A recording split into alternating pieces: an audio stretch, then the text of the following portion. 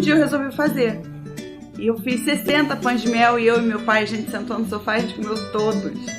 E as pessoas foram gostando e foram pedindo, e aí o boca a boca foi se espalhando. Tem muitas pessoas de sucesso que já vieram aqui, começaram mesmo na parte de brigadeiros e pães de mel, e hoje já tem muita coisa. Faça parte você também desse mundo de oportunidades. Vem pra Nova Mix.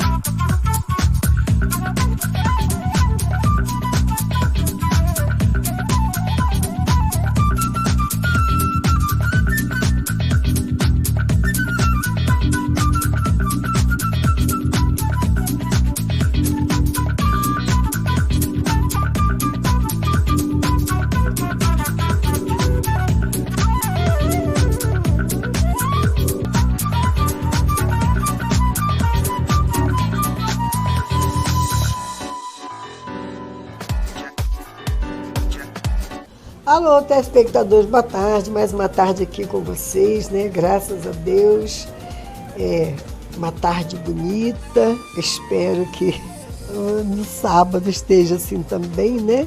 E vamos que vamos, né? Eu tenho um convidado, hoje não tenho aniversário para falar, porque eu já falei de todos, né? Então eu vou vou chamar o meu convidado, é Pedro Werneck, administrador de empresa rural. Depois eu vou falar tudo que ele é. Boa tarde. Boa tarde, prazer estar aqui com a senhora. Obrigada, tá? Tivemos que dar uma arrumada e tal. Pois é, mas no final mas faz parte, certo, faz parte. Né? Administrador de empresa rural, oficial do Exército, né? E eu adoro as Forças Armadas, gente, eu acho lindo as Forças Armadas. Produtor rural, consultor rural na área de equinos e bovinos. Isso, exatamente. Cavaleiro Pan-Americano. Ativista político, isso é muito bom. Isso, exatamente. Eu adoro política. O Brasil está precisando, né? Eu sempre fui política, sempre. Isso. Não de carreira, mas de participar, eu gosto muito. Eu fui chefe de cerimonial da prefeitura quando Paulo Azevedo foi prefeito, né? Eu gosto desse meio. Então vamos falar, Pedro. Por exemplo, vamos começar como produtor? Sim, vamos começar como produtor.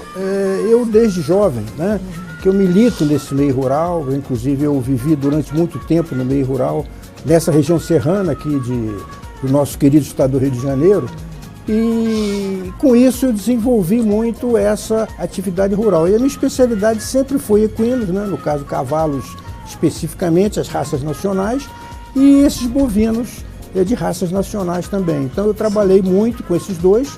E no caso até dos equinos, eu me especializei também não só como orientador de criação, de manejo dessas coisas, mas também como cavaleiro. Eu montei durante muitos anos, participei de várias competições, inclusive tive a felicidade de representar o Brasil em muitas competições internacionais, cheguei até a disputar Pan-Americano e durante algum tempo também fui até chefe da equipe brasileira em algumas modalidades no exterior, não só em competições nacionais, mas competições internacionais. Ainda estava no Exército? Não, depois que eu saí do Exército. Eu fiz através da Confederação Brasileira de Pismo. Eu tive uma formação de cavaleiro no Exército e depois, mas essas competições e essas chefias de equipe e técnicos até das equipes brasileiras eu fiz através da Confederação Brasileira de Pismo. Aí o consultor rural. Consultor rural é pelo seguinte, porque em determinados momentos eu fui procurado, eu comecei a ser procurado por muita gente que precisava de uma orientação. Se tu queria montar uma criação de gado, se tu queria montar um aras, mas ele tinha dificuldade de como fazer isso, como fazer um projeto, quais eram as melhores instalações, qual era o tipo de cavalo mais adequado, qual era o tipo de plantação, de capim que deveria ser produzido para atender a criação. Então eu dava essa consultoria não só na implantação, dessas propriedades ou até na reformulação das propriedades, numa evolução, num manejo de melhor qualidade, essas coisas. Então, eu me dediquei também um tempo muito grande a essa assessoria, a essa consultoria técnica, não só para implantação, como para a melhoria e a reformulação de alguns empreendimentos rurais que existiam nessa área de equinos e bovinos. Assim, e são animais de raça, né? Sim, sim, todos eles são animais de raça, até porque no caso do corte, né, precisa você, para ter produtividade, hoje você tem que trabalhar com animais de qualidade. E no caso dos equinos, a mesma coisa, né? Principalmente as raças nacionais, o manga larga machador, que são raças nacionais de marcha e que a gente tem uma aceitação muito grande nesse meio nosso aqui, da região serrana aqui do estado do Rio de Janeiro. Mas eu fiz também em outros estados, dei também consultorias em São Paulo, Minas, Paraná. Não foi, essa consultoria ela não se resumia só ao estado do Rio de Janeiro, não. Não, mas que legal. E quando é que você disputou lá no... O Pan-Americano, eu disputei ele em 94. Ah, é? Eu disputei um Pan-Americano representando a equipe brasileira e nós tivemos um bom resultado. Nós fomos entre 24 equipes, nós fomos o 4º lugar por equipe. Quase que conseguimos uma medalhazinha de bronze, mas batemos na trave. Mas foi um ótimo resultado que nós tivemos. Naquela época foi o melhor resultado que o Brasil teve num Pan-Americano. Que coisa boa, né? E continua até hoje, não continua a participação? Não, eu não parei, né? Porque a idade chega, a gente tem que parar, mas outros continuam, a gente continua, as modalidades hípicas continuam ativas e tal, e está sempre evoluindo, e a gente está se aperfeiçoando. Muito bonito. Exatamente. Acho lindo. E agora vamos falar da ativista político. Isso deve ter um papo muito bom. É, isso aí. O nosso ativismo político, ele ressurgiu, né? Na verdade, a gente já teve isso há muitos anos atrás, mas depois ele praticamente desapareceu no estado do Rio de Janeiro e no Brasil também. Mas a partir de 2014, nós entendemos que a gente tinha que retomar alguma atividade política no Brasil. O Brasil estava começando a viver uma conturbação política muito grande, uma instabilidade política muito grande, e não só eu, como um grupo de pessoas, entendemos que a gente tinha que ter uma participação mais efetiva nesse processo. Que não era só falar, reclamar, votar, essas coisas, a gente tinha que ter também uma participação efetiva. E aí a gente começou a organizar alguns grupos. Hoje eu coordeno 3 grupos importantes de ativistas no estado do Rio de Janeiro, que é a União dos Movimentos Conservadores, né, que pelo nome é o Movimento Conservador, o Fênix Brasil, que a gente criou esse nome exatamente para dar um demonstrativo, né, do renascimento nosso, né, no ativismo político, e o B38, que é um grupo de ativistas também, que também congrega, no caso do B38, congrega muita gente das Forças Armadas, evidentemente da reserva, e muita gente também de outros segmentos da sociedade brasileira. Tem muito médico, administrador de empresa, tem gente de todos as origens. Tem muito produtor rural nesses grupos. E a gente começou nisso em 2014, e a gente começou a fazer aquelas manifestações de rua, né, que foram aquelas grandes manifestações, culminou com essa última grande, que foi 7 de setembro, né? Tivemos uma grande manifestação, botamos 800 mil pessoas em Copacabana, né? Foi uma super, mega manifestação. E a gente tem feito manifestações em todos esses momentos cívicos. Dia 15 de novembro nós vamos fazer outra, né? Então todas as datas cívicas no Rio de Janeiro, e toda data cívica a gente procura fazer uma manifestação, seja maior, seja menor, mas a gente sempre procura marcar presença para mostrar. Mas nós também temos, além desse ativismo de rua, né, dessas manifestações de rua, a gente tem uma atividade grande na parte cultural. Nós temos um grupo de professores, a gente procura dar palestras, fazer orientação, nós temos gente ligada aos nossos grupos que tem uma escola cívico-militar em Teresópolis, né, para dar uma formação melhor, né, mas preparando realmente o indivíduo para a sociedade. E tem uma escola lá que o diretor pertence ao nosso grupo e a gente tem também feito um trabalho grande nessa área cultural.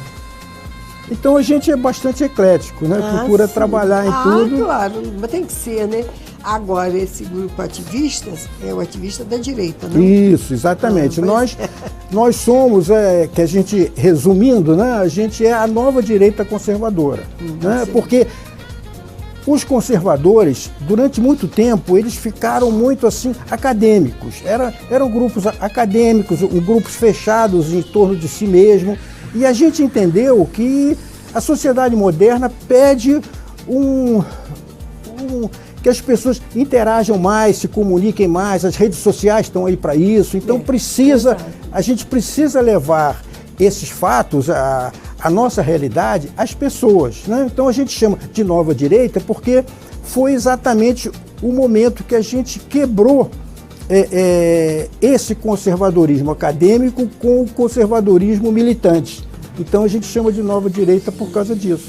Foi quando nós passamos de um estágio para o outro. Aí o Brasil merece, sabe? Nosso país merece entrar no eixo, acabar com essas badernas, essas coisas todas, né? Exatamente. E a gente luta muito exatamente pelos nossos princípios, pelos nossos valores, pela nossa cultura, pela cultura que formou o Brasil, pela religiosidade que formou o espírito do brasileiro. Então, a gente luta não só pelo patriotismo em si, mas a gente luta também pelos princípios e valores da nossa sociedade. Exato, exatamente. Eu me lembro que antigamente meu pai sempre foi da direita. Então tinha a direita e a esquerda, mas não tinha isso que tem hoje, essas badernas, essa falta de respeito. Exatamente, exatamente. Então isso é que a gente quer resgatar, talvez até resgatar não seja o nome correto, mas a gente quer realmente mostrar, né, de que sem isso uma sociedade não se sustenta. Não. A sociedade se sustenta exatamente nos seus princípios e valores, na sua religiosidade, na sua religião, cada um com a sua, nos seus princípios de formação, né? No nosso caso, da formação da brasilidade, quer dizer, como é que o Brasil surgiu, como surgiu, por que surgiu, quais foram as lutas que a gente teve que enfrentar no correr desse tempo todo para que o Brasil fosse esse país que é hoje. Então a gente só tem que manter isso e procurar melhorar isso. Porque todo mundo tem o direito, é livre de escolher o que ele quer, se é o direito e se é a esquerda, mas sem essas confusões que a gente vê por aí, né? Sim, exatamente. E nós apedrejando aqui e ali, quebrando tudo, incendiando ônibus, não há necessidade, nada disso. Exatamente. Um dos nossos princípios, inclusive a senhora pode ver isso, e todas as pessoas que acompanham isso, todas as nossas manifestações, desde 2014 para cá, até hoje, nós colocamos milhares de pessoas na rua e nunca se quebrou nada, nunca se depredou nada, nunca se quebrou uma lâmpada, nunca se destruiu uma vitrine, nunca se deixou nada no chão, né? Quando termina a manifestação, nós mesmos recolhemos eventuais coisas que ficam ali, um copo de plástico, uma coisa assim, uma garrafa de plástico que fica ali pelo chão, a gente mesmo faz isso, porque a gente acha que não só nós temos que levar essa mensagem, mas também nós temos que ser exemplo para isso. Não é só falar, a gente tem que ser o exemplo. E, em determinados momentos, o exemplo vale até mais do que a palavra.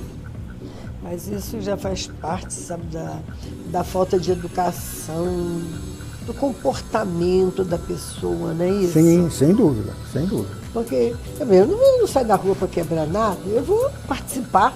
Exatamente. Que interesse que eu tenho? Porque nós estamos quebrando o que é nosso mesmo. Claro, nós pagamos imposto. Exatamente, exatamente. Você tem o direito de escolha, mas não precisa isso. Exatamente. E a gente quer fazer essa demonstração, que é possível você protestar, você fazer eventos, você levar a sua mensagem para as pessoas, mas de uma maneira civilizada, ordeira, limpa, coordenada, e mostrando que tudo pode ser feito dentro de uma ordem. Exatamente. Tem que haver, mas infelizmente as pessoas hoje perderam o respeito, né, por tudo, né? Exatamente, exatamente. Esses são os princípios e valores que a gente fala que é importante, né, que os jovens e as pessoas, não são só os jovens, mas que todo mundo respeite as senhoras, os mais velhos, a respeitabilidade de uma pessoa com a outra, dos professores principalmente, né? Estava vendo uma deturpação muito grande na relação aluno-professor. Então a gente trabalha também para resgatar isso, né? O professor é o alicerce de uma sociedade. Né? E a gente precisa exatamente respeitar as pessoas importantes. Afinal de contas, se nós todos hoje somos alguma coisa na vida, a gente deve agradecer a professores que nos ensinaram isso. Exatamente. Eles é que é a chave de tudo na vida da gente. Exatamente. Né? Começamos exatamente, com eles. Exatamente. Agora, cabe também em casa os pais educarem os filhos. Sim, também isso. Cabe sim. E a gente sabe que, infelizmente, tem muitos pais que abandonaram os seus filhos na escola e o professor lá, a escola que se vire. Não eu acho que os pais também têm uma responsabilidade grande nisso, porque determinados aspectos da educação só os pais podem dar.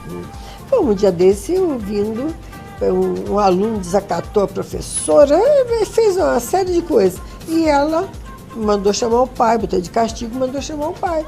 O pai chegou lá e desacatou a professora. Ao invés dele ouvir o filho junto da professora, não. Ele foi em cima da professora. Quer dizer, o que é que ele está querendo? O que é que ele está querendo dentro de casa? Exatamente, exatamente.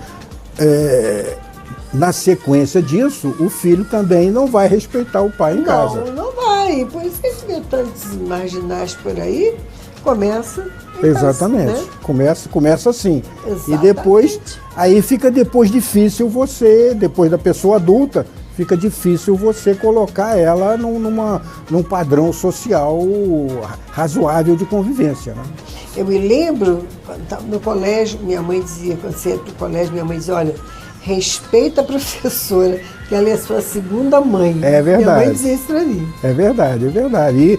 E ainda tem colégios no Brasil que são assim, e a gente precisa resgatar, e essas escolas cívico-militares se prestam muito para isso, exatamente para que esses valores sejam levados para os jovens, porque em qualquer escola, né, até há muito pouco tempo atrás, o professor era chamado de senhor, a professora era chamada de senhora, os alunos ficavam de pé quando o professor entrava na sala, havia um respeito, quando o professor falava, os alunos ficavam quietos, entendeu? Cantavam os hinos. Exatamente, tinham essa parte cívica também, essa parte nacional, patriota, se respeitava nos dias cívicos, né, se hasteava a bandeira brasileira nas escolas, se cantavam os hinos cívicos, o hino...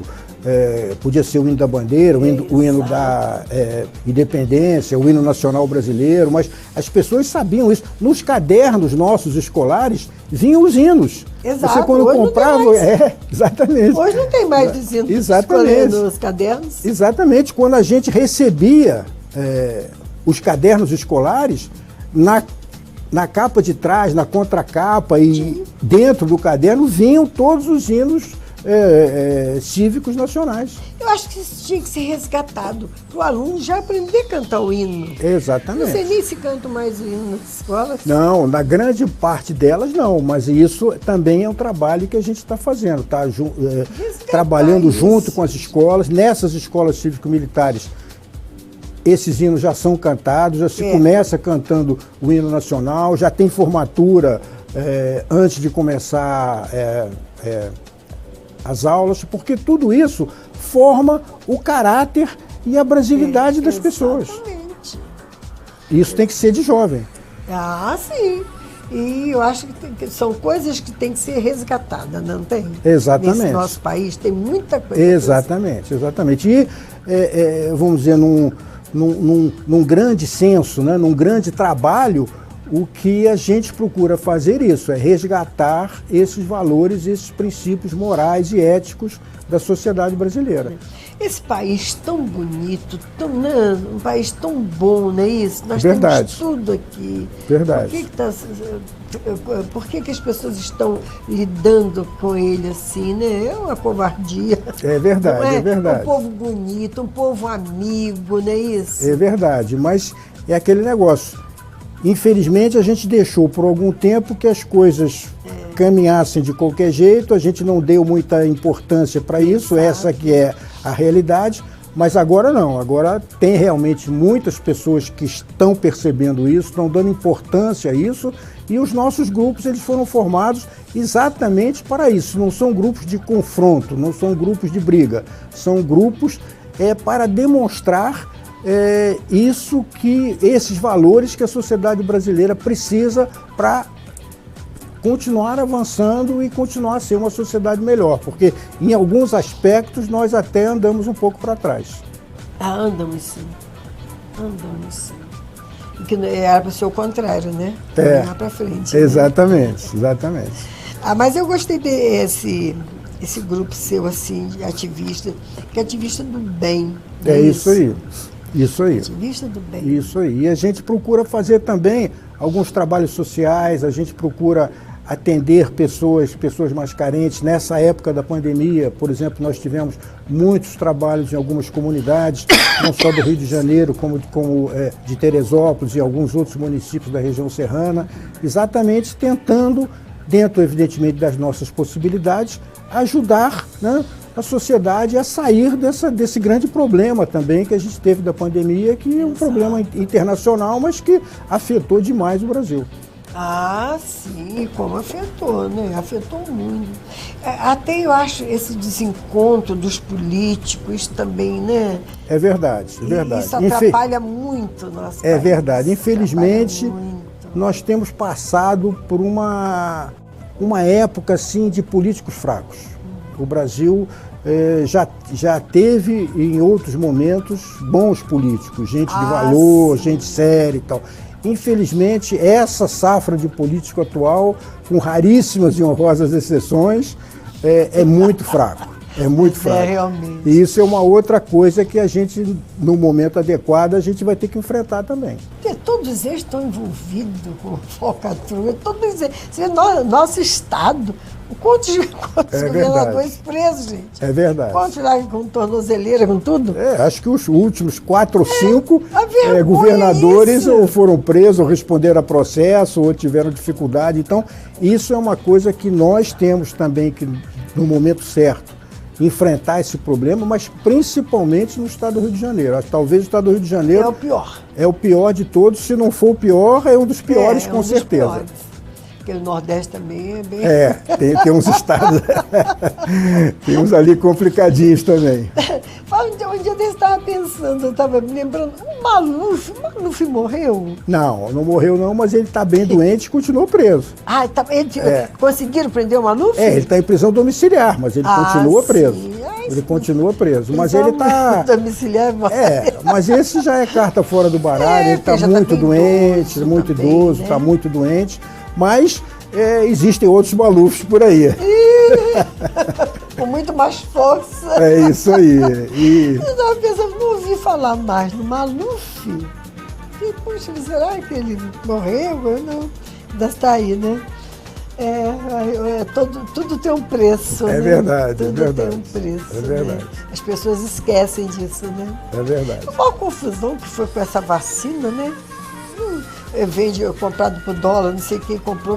Gente, eles brincam com tudo, né? Com a saúde do povo. Aliás, uma das coisas que eu considero das mais graves é exatamente isso, porque a gente percebeu claramente que uma quantidade enorme de políticos, de lobistas, de aproveitadores, tentaram usar a pandemia para ganhar dinheiro. É uma coisa, quer dizer, a sociedade sofrendo, as coisas fechadas, gente perdendo o emprego, gente perdendo o seu sustento, muita gente morrendo, as famílias volta e meia perdendo um ou outro dos seus membros. E as pessoas, em vez de se juntar para enfrentar isso, ficavam juntando grupinhos para roubar. Disputar quem ganhava mais. Esse consórcio do Nordeste é uma coisa escandalosa, entendeu? O que eles desviaram de dinheiro é uma coisa absurda. Né? Quer dizer, o sujeito tentar roubar, né? na desgraça alheia e no grave problema social que o Brasil viveu e ainda vive um pouco. Né? A gente ainda não saiu totalmente disso. Não. É inacreditável isso. Não, isso eu acho um escândalo, isso foi um escândalo, uma falta de respeito, de consideração com o ser humano, né? Verdade. Gente, aqui começaram a armar o hospital de campanha, quando estava mais ou menos, quase pronto, desmontaram. Isso aí. É quanto dinheiro deve ser? Isso aí. No estado do Rio de Janeiro, fizeram acho que 9 ou 10 hospitais de campanha, só 2 funcionaram. O resto, o dinheiro jogado fora. Mas Isso fora o roubo, né, de jogado medicamentos. Fora não, foi pro bolso. Foi pra conta de alguém. É verdade. Aquilo foi uma coisa horrível, né? E aquilo podia ter resolvido. Quantas pessoas que ficaram na maca precisando de um leite e não conseguiram. É verdade. Morreram. É verdade. Por falta. Verdade. Mas é inacreditável a deshumanidade e até onde a ganância, né, e a vontade de ganhar dinheiro dessas pessoas. Agora, eu espero, e nós vamos lutar muito para isso, que as pessoas não esqueçam disso. Tem que lembrar, o brasileiro tem uma memória muito fácil. É isso aí. Ele esquece rapidinho, porque daí eles chegam, prometem alguma coisa, as pessoas se iludem com aquilo. É verdade. Eu acho que isso não pode esquecer, não pode ser esquecido isso não. Foi um absurdo isso, né? Essa foi na cara da gente, né? Não fizeram por trás, não, das cortinas, não. Fizeram na nossa frente, armaram, nossa, aqui quando estava quase pronto, desarmaram e foi embora. Verdade. Não. Brincar com as pessoas. Eu acho muito legal isso que você está fazendo nesse grupo de ativistas, entendeu? São pessoas obrigado. De bem, são pessoas sérias, né? Que querem o bem do país. Exatamente. E tudo isso é trabalho voluntário. Não tem remuneração, sim. Não temos patrocinador, não tem remuneração, não tem nada. Tudo isso que eu falei para a senhora aqui, tudo é trabalho voluntário. Então. E melhor ainda, né? Isso aí. Aqui, você mora em Teresópolis mesmo? Eu moro em Teresópolis. Você morou em Teresópolis? Não, eu moro em Teresópolis já tem uns 10 anos. Eu morava no Rio e do Rio eu me mudei para Teresópolis e hoje moro em Teresópolis. E por causa desses projetos que eu falei para a senhora, dessas consultorias, eu também morei alguns anos fora do estado do Rio de Janeiro. Que eu ia fazer um projeto, por exemplo, no Paraná, e eu morava 2, 3 anos para implantar o projeto. O caso de Minas também, ia morar lá 2, 3 anos. Conseguiu implantar? Consegui implantar vários. Eu implantei mais de uma dúzia de projetos por esse Brasil aí. Mas é aquele negócio, depois do projeto implantado, aí o contrato terminava e eu ia fazendo outro. Até que há uns 10 anos para cá, aí eu resolvi voltar para o estado do Rio de Janeiro e me radiquei em Teresópolis, porque apesar de eu não ser nascido em Teresópolis, eu tenho muitas raízes na região serrana. Né? Meu avô teve propriedade aqui, eu frequentei muito a região serrana quando era jovem, não só Friburgo, mas Teresópolis, Petrópolis, então eu frequentei muito essa região aqui. E então eu resolvi, quando eu voltei definitivamente para o estado do Rio de Janeiro, resolvi me radicar aqui na região serrana e estou em Teresópolis. E essa família Werneck é uma só, né? É uma família só, exatamente. Uma família Pinel, antes tiver Pinel, uma família só. Como toda essa origem aí, né, de Suíça, alemão, são todos, isso, né? exatamente. A família Werneck, ela tem origem ali naquela região ali de Petrópolis, Paraíba do Sul, Vassouras, Valença, daquela região. Mas hoje ela espalhou pelo Brasil inteiro. Espalhou. Tem Minas no Sul, tem tudo que é lugar. Mas aqui o nosso Hamilton Werneck, ele até recebeu agora o prêmio de comendador. Eu também recebi. Ótimo, foi maravilha. Legal, Dr. Pérez, nós recebemos o Hamilton, ele foi diretor do Colégio Anchieta, e ele é palestrante, é escritor, uma pessoa maravilhosa, Hamilton. Ótimo. É isso que a gente precisa, né? É, o país está precisando de exatamente. pessoas assim, né? É isso que a gente precisa. Pois é, o Pedro, né? Pedro? Isso. Nosso horário já terminou, eu vim aqui avisar, você já terminou o horário. Olha, esse meu programa está aberto, a hora que você quiser vir. Você pode. Muito obrigado. Eu vou deixar meu telefone, você pode vir aqui. Inclusive, eu me interessei muito por esse seu trabalho de ativista. Muito obrigado, muito obrigado. Interessei muito. E o dia que vier fazer uma palestra aqui... Nós vamos fazer uma palestra em Friburgo, provavelmente no começo do ano. Mas aí eu falo com a senhora e tal, até porque agora vem final de ano, é mais complicado, né? Para divulgar, organizar. Provavelmente lá para janeiro, fevereiro, a gente vai fazer uma palestra aqui em Friburgo. Aí nas rádios, isso, né, e tudo. Isso. Eu acho interessante isso. Em janeiro aqui as pessoas costumam sair para a praia, né? A gente espera um pouco, depois, de repente a gente faz logo depois do carnaval, uma coisa assim. Aí em fevereiro o pessoal já começa a voltar. O problema é carnaval é final de fevereiro, né? É meados, acho que dia 15 ou 16, uma coisa assim. Já? De fevereiro. Pois é. Eu acho que é meados de fevereiro. Eu tenho que ver porque eu saio. Também não tenho certeza não. Não, vamos falar que seria da última semana de fevereiro. Pode até ser, pode ser. Tem que ver direitinho. Mas aí a gente organiza para março. Pois o ideal seria, porque janeiro eu tenho certeza. O pessoal tá louco, né? Lógico. Para se soltar, Lógico. E em fevereiro, que o pessoal fica envolvido, carnaval, uma coisa e outra, o ideal seria março, porque março é um mês tranquilo, que não tem nada, né? Isso, e de repente a gente programa isso para março. Para março. De repente é um mês mais adequado mesmo para isso. Exatamente, estão todos já tomaram seus lugares, é bem melhor. É verdade. Olha, então você pode despedir do nosso telespectador? Muito obrigado aí pelo convite, muito obrigado aí pela participação da senhora, pelo convite da senhora, pelas perguntas, né? pela simpatia toda que eu fui recebido aqui no programa. E eu agradeço ao telespectador aí de Friburgo por ter acompanhado aí o nosso trabalho e poder conhecer um pouco da gente, o que a gente faz, e com certeza eu estarei de volta numa outra oportunidade. Se Deus quiser. Muito obrigado a todos. E só não pode vir de verde. Sim, só não posso vir de verde. Isso.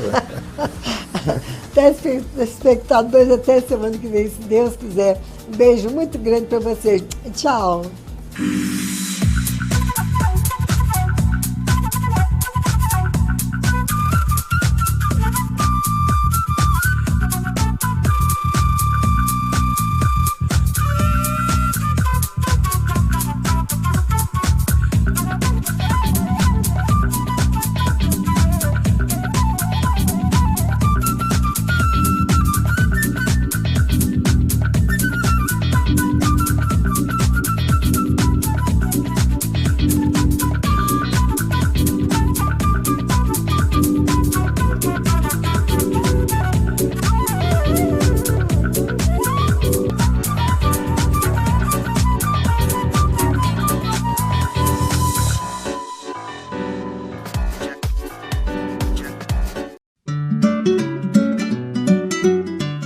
Eu resolvi fazer. E eu fiz 60 pães de mel e eu e meu pai, a gente sentou no sofá e a gente comeu todos.